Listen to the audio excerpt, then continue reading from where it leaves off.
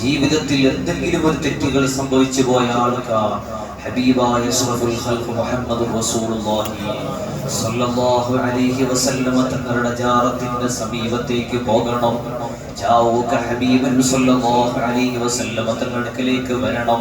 എന്നിട്ടോ ഫസ്തഗ്ഫിറുല്ലാഹ്, അവൻ അല്ലാഹുവിനോട് പൊറുക്കലിനെ തേടട്ടെ.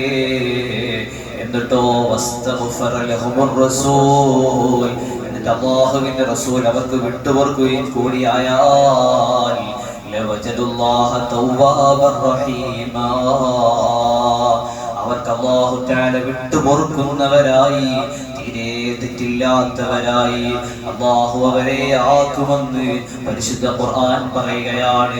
അതാണ് ഇന്ന് നമ്മൾ മദീനയിൽ പോയാൽ ആ മദീനയിലെ പച്ചക്കുപ്പയുടെ ഉള്ളിൽ കിടക്കുന്ന മുഹമ്മദുർ റസൂലുള്ളാഹി സ്വല്ലല്ലാഹു അലൈഹി വസല്ലം, ആ നബി സ്വല്ലല്ലാഹു അലൈഹി വസല്ലം തങ്ങളുടെ ഖബറിന്റെ ആ പരിസരത്തിൽ നിന്നും മദീനയിൽ പോയാൽ 2 വരി പദ്യം കാണാം.